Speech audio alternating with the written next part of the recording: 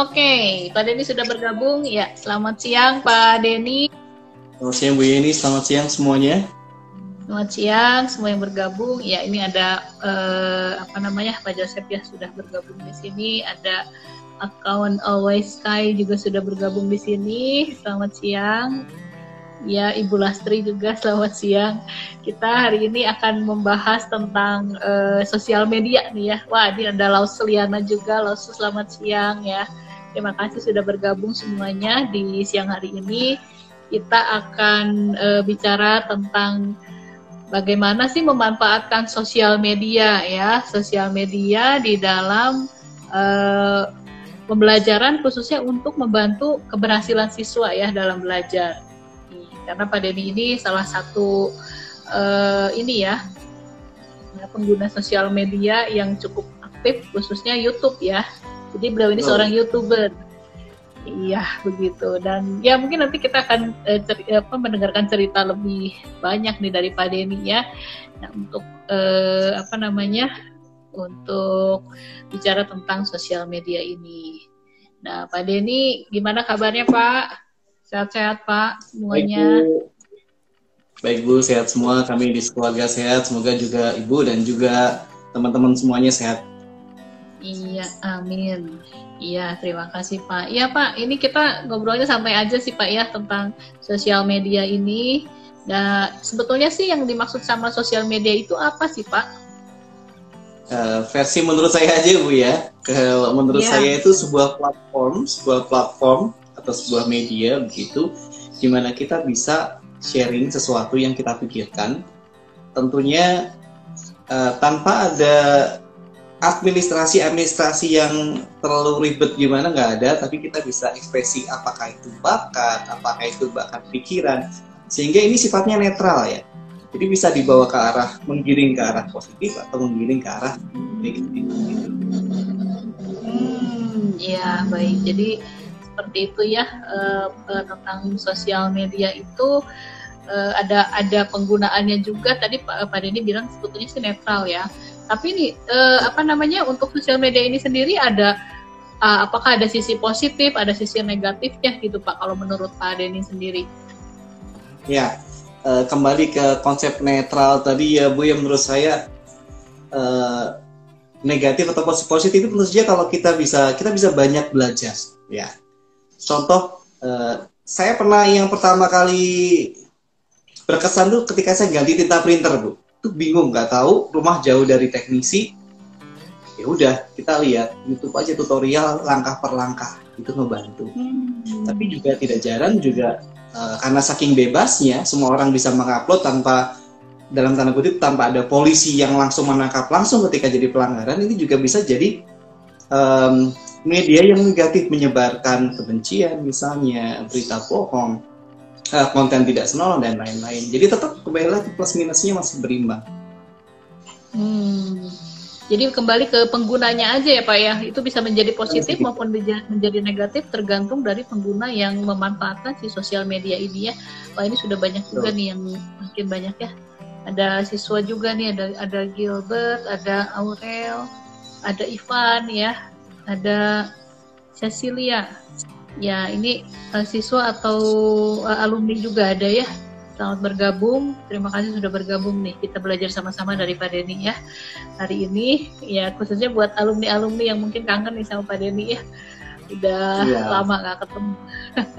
Iya, nah Pak Denny, ini kan kita bicara tentang sosmed ini, Bapak sendiri sejak kapan sih, ataupun sosmed apa aja, sosial media apa saja yang digunakan oleh Pak Denny gitu? Oke, baik.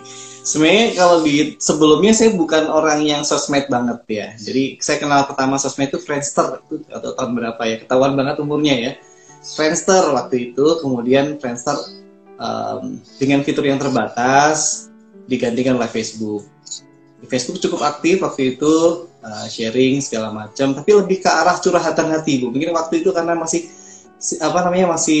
belum punya tanggungan, belum punya anak-anak gitu Bu. Jadi lebih ke curhatan hati. Kemudian barulah saya menemukan platform yang menurut saya sesuai dengan saya gitu, yaitu platform YouTube. Jadi sampai sekarang saya paling aktif itu di YouTube. Kalau WhatsApp kan semua orang pakai ya. Jadi kalau dibilang YouTuber sebenarnya enggak juga Bu, cuman aktif pakai YouTube, apalagi kan kalau kita ngomongin subscriber yang masih di bawah 5.000 begitu ya, belum terlalu berdampak. Tapi kalau dibilang media paling mewakili saya, baik sebagai guru maupun pribadi, adalah YouTube. Di YouTube ya.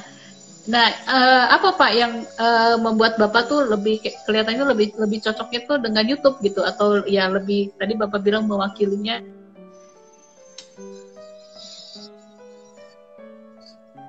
Ya, sempat terputus sebentar ya. Jadi cerita ini sebenarnya kembali kepada keresahan sebagai seorang guru, Bu. Jadi di luar jam pelajaran itu sebenarnya anak banyak yang nanya gitu melalui entah itu waktu itu entah SMS, entah WA, dan mereka intinya pengen mengulang apa yang dibahas tadi di pelajaran di sekolah, dan ini kayaknya menjadi problema bagi banyak orang gitu, banyak siswa, karena nggak semua siswa ada kemampuan ekonomi untuk les misalnya, kan terbatas sekali. Nah itu ada kalanya mereka menanyakan ke kita dan kita bisa jawab. Tapi kan yang kita bisa jawab hanya mencapai individu yang bertanya begitu. Padahal saya yakin banyak siswa yang sebenarnya punya pertanyaan, pengen lebih jelas lagi dalam menggali informasi. Mereka bukan cuma pengen apa, tapi pengen paham gitu, pengen logikanya nyampe, kenapa di pelajaran dijelaskan seperti itu. Nah, saya perlu berpikir gini, berarti sebenarnya anak itu kebutuhannya adalah pengulangan. Saya yakin anak sukses belajar tidak itu salah satunya, itu pengulangan. Nah, saya berpikir kenapa saya milih YouTube ini, saya bisa menaruh pembelajaran yang tadi saya jelaskan dalam media yang sama baiknya, mungkin PowerPoint atau video yang begitu, atau mungkin praktikum yang tadi mungkin anak nggak ngerti. Kita anggap belum ada pandemi ya Bu ya, karena ini saya aktif sebelum ada pandemi sebenarnya. Oke, sebelumnya jadi, ya. Iya. Jadi misalkan kayak praktikum itu kan kadang anak ngelakuin dengan salah. Oleh karena itu kita kasih contoh yang benar, kita rekam, kita jelaskan sehingga sekalipun anak tidak mencoba sendiri dengan benar, mereka bisa mengulangi. Kalaupun mereka punya alatnya yang bisa dicoba, karena saya biasanya kalau bisa pakai alat yang ada di sekitar rumah, kita coba seperti apa ya, kita kayak simulasikan seperti alat lab, tapi bisa dicoba di rumah, dibuat sendiri di rumah, dicoba dengan panduan itu. Harapannya dengan adanya experience begitu, mengalami apa yang dipelajarkan, mereka lebih ingat, mereka lebih lebih paham. Seperti itu. Jadi makna utamanya, kata kunci untuk kenapa saya milih platform YouTube adalah pengulangan yang kualitasnya kurang lebih sama baiknya dengan kalau ketemu di kelas. Begitu Bu ya. Oke, ya. Jadi memang ada latar belakangnya ya Pak ya, kenapa dipilihnya YouTube gitu, sehingga Pak Denny itu bisa seolah-olah mengajarnya itu bisa berulang-ulang gitu ya. Anak-anak bisa belajar berulang-ulang dari satu pengajaran yang sudah Pak Denny sampaikan begitu ya. Oke, baik. Jadi itu memang ini ya Pak. Ada itunya nggak Pak alamat YouTube-nya nih? Siapa tahu nih para pemirsa bisa ini ya, YouTube-nya itu alamatnya di mana gitu, bisa belajar alamatnya dari YouTube-nya Pak Denny ya. Hampir sama dengan alamat IG-nya, Denny Ristanto, begitu saja. Oke, jadi tinggal diklik aja Denny Ristanto di YouTube-nya ya. Sesuai dengan undangan tadi namanya, sesuai dengan undangan di IG tadi. Oh iya, sesuai di posternya ya. Namanya sama ternyata ya. Dan itu di sana apa aja Pak yang di-upload di YouTube-nya? Ya. Pertama ada beberapa segmen yang benar saya tunjukkan untuk edukasi, yaitu yang pertama seperti yang tadi kita bilang, ada eksperimen di sana. Kadang saya sendiri yang melakukan eksperimen sebagai panduan untuk anak-anak.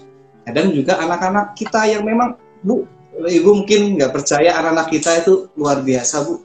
Kadang saya ngelakuin praktikum itu cukup baik, tapi mereka ngelakuin ini sangat-sangat baik.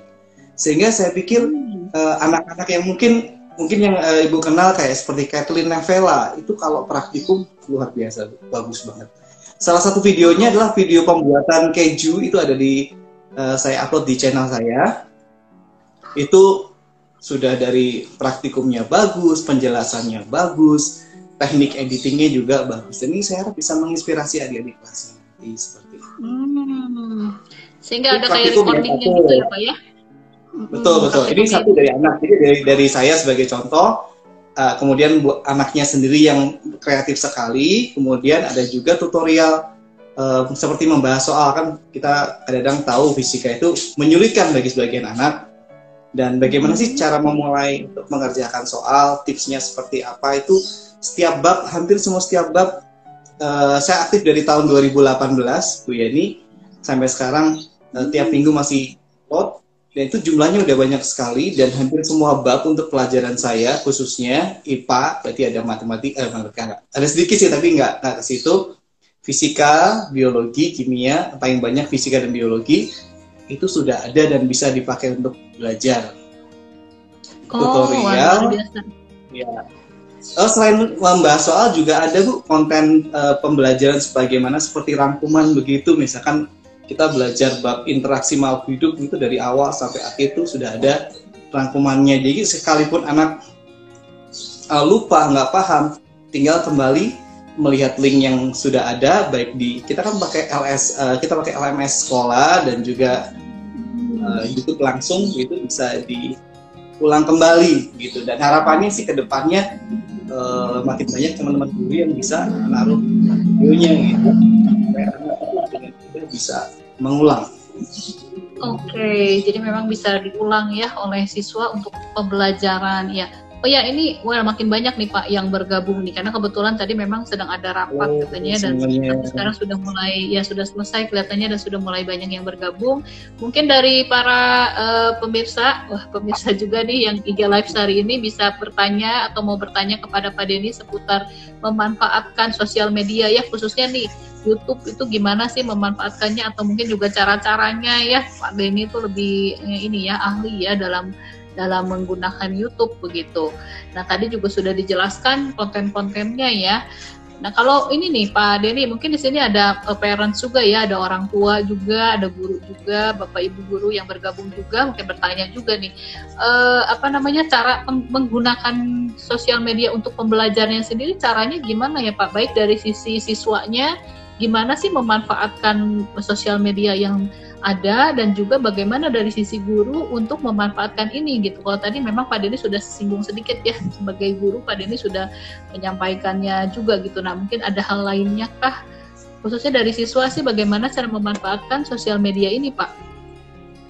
Baik, nah sebenarnya ini saya sering lihat juga anak saya sendiri sih, dan untungnya sekarang sih saya lihat ada perubahan, yaitu anak saya yang gede itu waktunya itu habis buat nonton drama Korea biasanya. Saya juga kadang-kadang nonton, cuma ini kayaknya di waktu kosong setelah PJJ dia itu full sampai malam itu masih. Tapi anaknya gini, pernah nanya ke saya, Dad, statistik yang ini tuh gimana? Saya lihat itu simple. Saya itu simple, dan kemudian coba yuk kita buka YouTube. Awalnya saya ngomong gitu, kamu lihat YouTube dulu. Kalau sama orang tua sama anaknya kan biasanya gitu kan, nggak sabar gitu. Kamu lihat YouTube dulu, kasih nasihat beberapa kali. Kok kayak media buat kok cuma buat nonton aja, nggak buat belajar. Akhirnya saya dampingin ya anak saya yang gede. Kita belajar sama-sama. Dan kan saya udah lupa banget statistik gitu ya. Duduk aja bareng berdua gitu, kita belajar sama-sama dari penjelasan guru yang mana aja. Banyak yang guru-guru yang sharing di YouTube, bukan cuma saya cuma barusan gitu ya. Banyak teman-teman yang lain sudah duluan. Perlangkah kita lihat contoh soal, kita pelajari, kita pause. Coba kita diskusiin. Jadi saya sama anak saya diskusiin ini, langkahnya gimana. Oh tadi angka ini asalnya dari sini, angka itu. Nah, kurang lebih saya pikir itu sebenarnya juga bisa dilakukan sendiri, nggak harus orang tua. Apalagi orang tua mungkin punya kesibukan yang lain, tapi paling nggak bisa saya mengajak orang tua untuk YouTube itu jangan cuma hiburan, karena YouTube tuh banyak ilmunya. Kalau kita lihat banyak hal yang kurang baik di sana, banyak hal yang baik. Caranya adalah pengawasan dan bimbingan. Jadi kayak tadi, anak nggak bisa apa? Oh, nggak bisa hukum Newton, yuk buka yuk. Nggak harus punya saya, banyak teman-teman lain yang sharing kan. Berarti caranya gimana? Sepulang PJJ, materi apa yang ingin dipelajari, ya, tinggal di search begitu saja. Nanti banyak sekali kok yang bisa. Dan kemudian saya biasa gini, di YouTube itu ada komunitas. Kalau yang sudah diakui oleh pihak Google, kita tuh dikasih komunitas. Syaratnya subscribernya minimal 1000 atau followernya minimal 1000 begitu ya. Kita dikasih komunitas di situ, kita bisa tanya jawab Bu Yeni. Jadi saya sering jawabin anak-anak yang saya mungkin nggak kenal gitu ya. Mereka sering minta pembahasan soal tuh kayak gini caranya gimana. Dan kita ada yang aktif nanya, loh alasannya kenapa pilih seperti ini bagaimana. Jadi terjadi diskusi yang secara tidak langsung. Tapi ya kurang lebih itulah penggunaannya. Jadi ada interaksi walaupun tidak seefektif PJJ langsung. Nah bagi anak, bagi orang tua juga bisa. Kadang-kadang kalau anaknya belum paham, orang tuanya yang mesti belajar ya. Saya lihat di PJJ ini banyak orang tua yang mendadak jadi siswa. Nah ini salah satu solusinya juga seperti ini. Jadi kalau dari buku cetak atau penjelasan Bapak Ibu Guru yang terbatas pada jam pelajaran yang pendek itu nggak bisa di pause juga kan bingung gitu ya. Maka salah satunya silahkan cari di channel YouTube karena banyak sekali teman-teman guru yang ngupload, apalagi setelah PJJ itu jadi kayak sangat banyak Bu Yeni. Kalau sebelumnya itu nggak terlalu banyak ketika saya memulai di tahun 2018 gitu. Justru ya karena sekarang situasi sekarang ini jadi lebih banyak ya Pak ya, yang subscriber dan lain-lain yang pengguna juga ya. Dan itu mau tidak mau sih, jadi guru-guru itu beberapa teman guru memang kayak seolah-olah dalam tanda kutip dipaksa sekolahnya untuk bikin konten gitu. Dan saya lihat juga di SDK 5 luar biasa dalam membuat konten, juga kontennya bagus-bagus. Untuk saya kan suka ngamati kalau anak saya yang kecil lagi belajar, kontennya bagus, apalagi gurunya ekspresif, cerita-cerita, itu semua kan bisa diulang kembali di YouTube dan itu saya senang.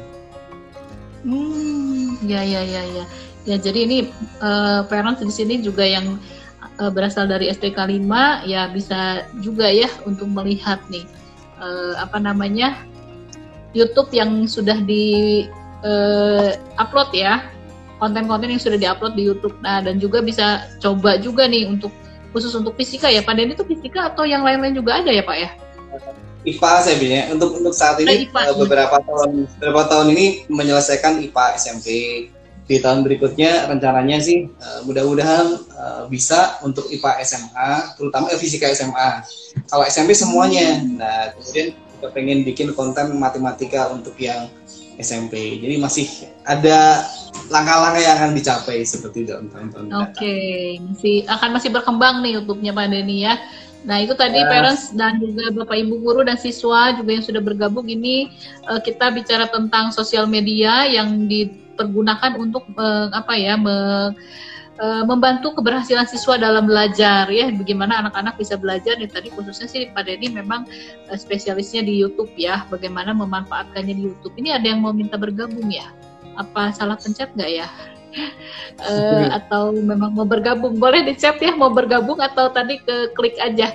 Mungkin Bapak Ibu bisa bertanya juga nih. Yang lain, ya? Kenapa Pak Den? Ada manfaat yang lain gitu ya. Jadi cerita sedikit supaya teman-teman jangan anti dengan membuat video ya, karena di masa pandemi begini salah satu kemampuan anak itu mau nggak mau harus bisa bikin video kan ya. Karena gimana Pak? Karena olahraga misalnya laporannya video misalnya, praktikum nggak bisa di lab kan. Nah saya cuma bilang anak-anak jangan selalu, termasuk kan anak ekskul tahun lalu yang kan kita punya ekskul movie maker itu ya. Saya bilang anak-anak itu di SMP keempat ya Pak ya. Betul. Ini keterampilannya akan berguna gitu. Jadi saya awal mulai editing itu juga dari nol, benar-benar dari nol tahun 2018 ketika saya mulai senang sama YouTube, dari nol. Caranya sama, tutorial ke orang lain yang sudah lebih dulu. Kan guru itu sebenarnya nggak hebat. Beneran guru itu hanya belajar lebih dulu. Belajar lebih dulu dan mungkin belajar lebih tekun begitu ya. Anak-anak untuk mencapai keberhasilan belajar mau bilang apa? Mau ngomongin angka, mau ngomongin keterampilan, tetap bisa. Kalau anak paham, terampil, nyantel gitu ya. Apapun pekerjaan mereka di masa depan, tadi sikap positif ini akan membantu gitu. Dan salah satunya kita kayak belajar video gitu. Belajar bikin video ya macam-macam ya, secara teknik memang macam-macam, tapi itu bisa dipelajari seiring waktu. Kita sering membuat, ya kita makin jago. Dan akibatnya ya juga kemampuan ini kepake di bidang lain. Contoh, tiba-tiba kita butuh video gitu ya, sekolah butuh video untuk keperluannya apa, bisa bantu kan, berarti kan kita makin memberikan sumbangsih kita ke sekolah, kalau dalam sebagai guru gitu ya, kalau sebagai siswa tentu saja dia bisa menyajikan keterampilannya, kemampuannya ke guru. Ini loh sebenarnya saya bisa ini, saya paham ini. Gurunya bisa lihat juga, oh anak ini sungguh-sungguh, anak ini terampil dan nggak pernah rugi belajar video. Begitu Bu Yen tambahannya. Oke. Ya memang ini kalau kita bisa menggunakannya satu sisi yang positifnya ya Pak ya, ternyata memang bisa menambah juga keterampilan anak-anak ya. Apalagi khususnya sekarang ini dalam kondisi di mana segala sesuatu itu hampir semuanya dilakukan secara online ya. Jadi begitu banyak kegiatan-kegiatan yang memang terpaksa harus online, dan ini salah satunya ya membuat video, membuat konten-konten di sosial media itu menjadi krusial juga ya. Nah, Pak Denny selain ini selain di YouTube ya, apakah sebetulnya ada sosial media lain nggak sih yang mungkin bisa dimanfaatkan nih sama para siswa ataupun parents gitu ya? Iya, kalau platform sebenarnya banyak tuh ya. Kita belajar masak di TikTok aja bisa. Sebenarnya ada. Cuman kalau kita ngomong konten kreator edukasi yang paling banyak itu kalau nggak blog itu, tapi blog sekarang agak ini Bu ya, agak tergeser ya. Dulu ada blogger dan WordPress segala macam. Saya sempat aktif sebentar. Untuk belajar saya lebih, bukan karena saya udah dekat dengan Google sebagai konten kreator, bukan, tapi memang kalau belajar paling mudah itu di sana. Gangguannya lebih banyak. Begitu. Banyak sebenarnya bisa belajar dari manapun bisa. Kita mengenal Facebook, Instagram, mungkin Pinterest, apalagi Twitter. Tapi saya pikir untuk keberhasilan belajar, untuk sementara platform terbaik buat anak-anak menurut saya YouTube. Karena YouTube apalagi untuk anak kecil masih ada YouTube yang untuk anak-anak ya, di mana konten-konten dewasa bisa terfilter. Jadi buat anak yang masih kecil lebih baik. Ya, itu ada caranya Pak ya. Maksudnya untuk anak-anak, ini kan mungkin ada orang tua juga nih yang khawatir ya, karena kan di YouTube itu kontennya beragam ya, dari anak-anak juga sampai dewasa ada kontennya gitu. Nah, itu apakah ada caranya nih untuk orang tua bisa memfilter bahwa ini tuh khusus untuk anak-anak aja gitu. Jadi nggak yang konten dewasa tuh anak-anak nggak bisa buka gitu. Apakah ada cara-caranya Pak? Untuk ngeblok seperti itu dari kitanya sendiri, mungkin kalau anak-anak yang kecil banget kita bisa pakai YouTube yang for kids ya. YouTube yang for kids itu. Kemudian sebenarnya bikin YouTube itu kan usianya harus kita daftar bisa nonton di YouTube, bisa pakai YouTube, bisa upload video, itu kan usianya juga harus sebenarnya cukup. Tapi kan anak-anak kita kan pasti usianya dipalsukan seperti itu.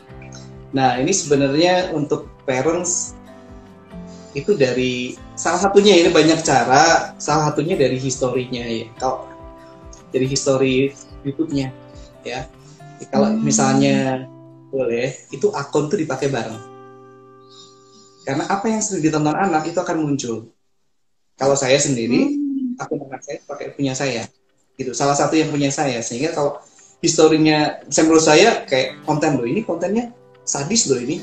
Jadi belum tak cocok dilihat anak SD loh. Saya tegur anaknya gitu. Karena itu muncul di saya juga. Pasti ada banyak cara yang lain, tapi salah satunya kita main dari situ. Akunnya jangan dikasih sendiri. Dikasih punya kita, walaupun nama di situ nama anak. Ya betul. Jadi larinya ke komputer kita misalnya kayak gitu. Jadi itu salah satu cara untuk memfilter juga ya, untuk kita juga bisa mengecek juga nih anak-anak kita tuh nontonnya apa begitu ya. Jadi ya khususnya anak-anak yang, apalagi anak-anak SD gitu ya, kalau memang ada konten YouTube yang harus ditonton nih karena tugas sekolah, ya pakai akun orang tuanya aja gitu ya. Jadi jangan anak membuat akun sendiri. Iya, dan itu artinya juga orang tua ketika menggunakan YouTube-nya pun harus hati-hati ya, karena ketika anak membuka itu kan bisa otomatis membuka akun orang tuanya juga ya, dan historinya juga kelihatan. Harus komitmen sih Bu, sebagai orang tua, kalau kita pengen anak kita tontonannya terawasi, kita sendiri mesti seperti itu. Dalam arti kita bisa lah mengorbanin kesenangan sebagai orang dewasa, bisa kok. Yang penting anak kita dilihat dari history. Dan itu algoritma YouTube itu canggih ya. Kita sering nonton apa, kita akan direkomendasikan hal seperti apa. Kalau kita seringnya nonton yang positif, pasti begitu kita buka YouTube, rekomendasinya adalah hal-hal yang positif. Apa, bikin kopi, kalian ingat ada Pak Yusuf, bikin kopi, masak, kemudian hal-hal yang semacam yang positif nongol lah, yakin saya yakin. Oke, ya. Jadi kalau apa yang kita tonton juga itu nanti akan direkomendasikan hal-hal sejenis gitu ya. Jadi ketika anak kita buka kontennya itu yang akan muncul ya. Oke, jadi itu juga nih tips dari Pak Denny untuk parents ya. Ketika mempergunakan sosial media untuk pembelajaran, nah kitanya sendiri ya betul. Jadi kayak kitanya orang tua jadi kayak siswa lagi gitu ya. Karena semuanya juga harus memperhatikan tatanan dan juga kaidah-kaidah yang berlaku ya, supaya anak-anak kita juga mengikuti seperti itu ya. Oke, nah ini ya tadi sebetulnya sudah ini sih ya, sudah banyak disinggung oleh Pak Denny nih, tapi secara khusus ya, bagaimana cara sosial media ini meningkatkan keberhasilan belajar siswa? Mungkin ada secara secara singkat ataupun ini intisarinya gimana sih gitu untuk menjadi keberhasilan siswa ini?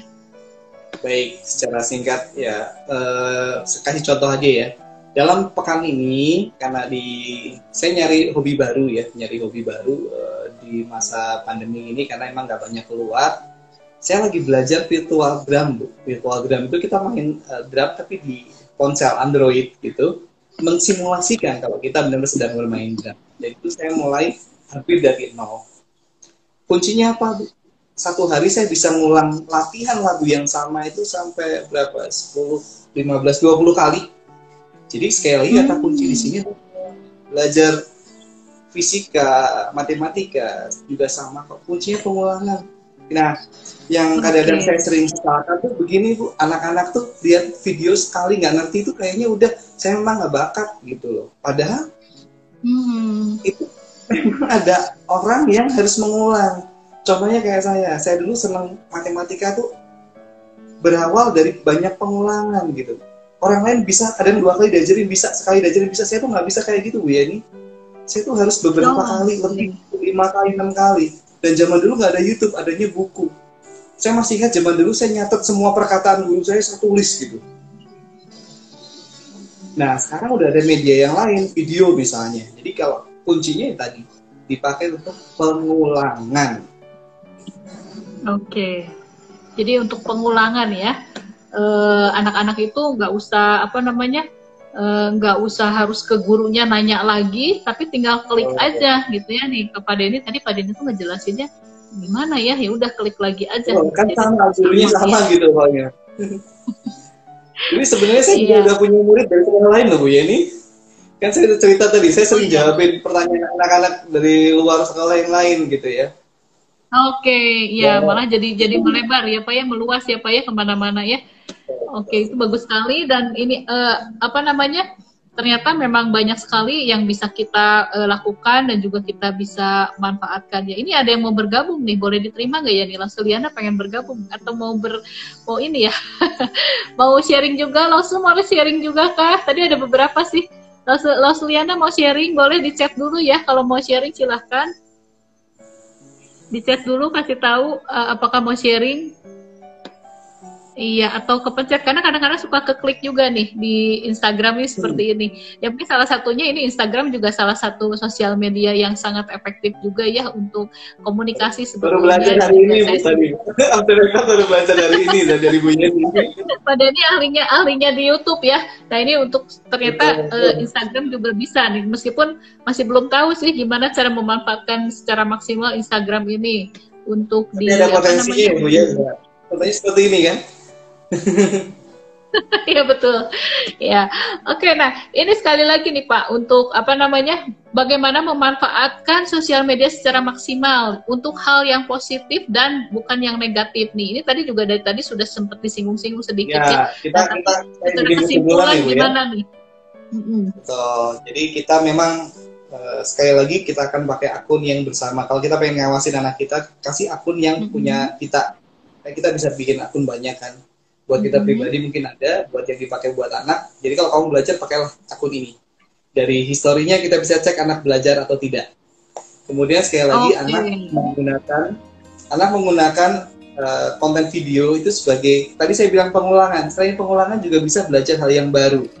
Ya, karena saya punya beberapa anak-anak di kelas 9 itu, kalau saya ngupload konten yang baru, kadang konten yang berhubungan dengan bahan SMA pun mereka antusias, saya pengen belajar dulu, kemudian mereka nanya-nanya. Jadi bukan cuma sekedar mengulangi, tapi juga bisa untuk memperoleh hal yang baru yang bahkan lebih dulu. Kan kalau kita mau ngajar gitu di PJJ, kadang-kadang kan kita bikin video dulu, nah kita upload. Ketika anak yang memang senang dengan belajar, itu bisa tahu lebih dulu itu keunggulannya itu. Jadi mereka nanti ketika dijelaskan di kelas pun mereka menjadi lebih maksimal lagi. Dan kemudian untuk orang tua, sekali lagi, mari kita sama-sama untuk buat algoritma YouTube bagus. Jadi semua yang muncul di rekomendasi itu adalah kebiasaan kita semua. Mari kita tunjukkan kebiasaan-kebiasaan yang baik, konten-konten edukasi yang baik, supaya anak kita juga belajar dari sana maksimal. Begitu nongol buka YouTube, oh cara menyelesaikan rumus Pythagoras, so kan itu berarti anak bapak, putra putri bapak ibu belajar gitu. Kalau begitu dibuka kontennya seperti itu. Ya, jadi itu memang salah satu cara kita untuk mengawasi juga ya sebagai orang tua.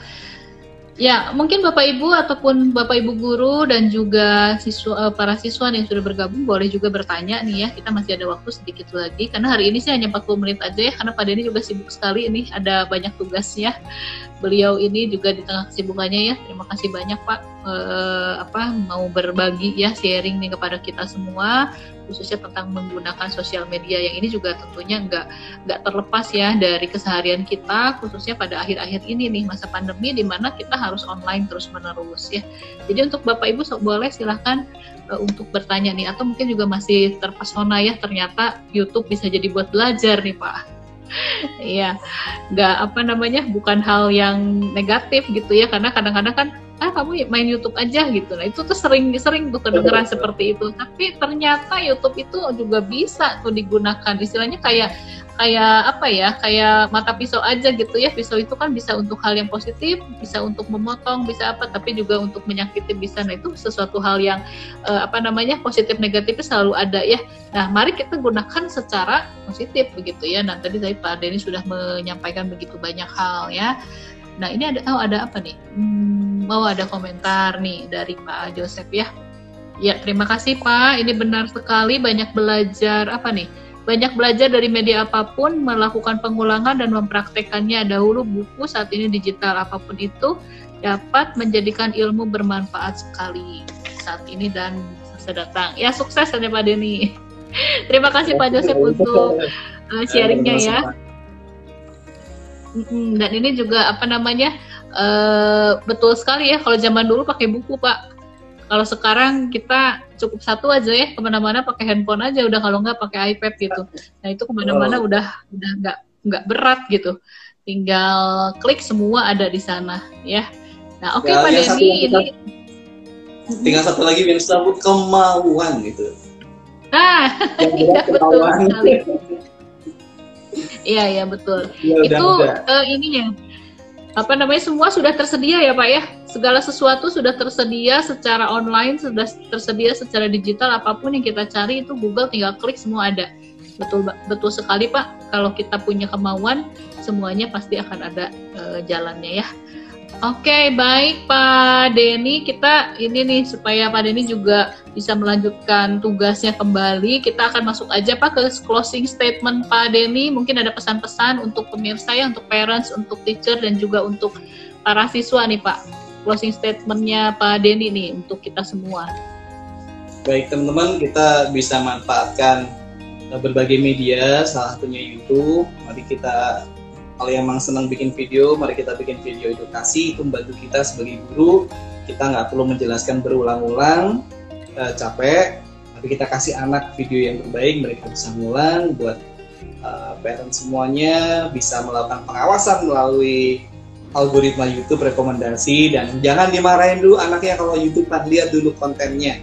Kalau itu konten edukasi, berarti mereka sedang belajar. Belajar sekarang nggak masih di depan buku, tapi juga bisa di depan handphone. Yang penting kemauannya untuk belajar dan terus berusaha. Terima kasih. Oke, baik. Terima kasih Pak Denny untuk closing statement dan juga untuk pesan-pesannya untuk kita ya, untuk mengingatkan kita semua memanfaatkan YouTube ini secara positif. Baik semuanya, parents, terima kasih sudah bergabung di dalam acara IG Live hari ini, dan juga untuk para siswa dan para guru yang juga sudah bergabung, terima kasih banyak. Mudah-mudahan apa yang sudah disampaikan ini betul-betul bisa membawa manfaat yang baik ya, khususnya dalam kita membantu siswa dalam pembelajaran mencapai hasil yang baik dari belajar tersebut. Dan sekali lagi terima kasih banyak Pak Denny yang sudah menjadi speaker kita hari ini di tengah-tengah kesibukan Bapak. Terima kasih banyak, dan kiranya Tuhan juga memberkati pelayanan Bapak.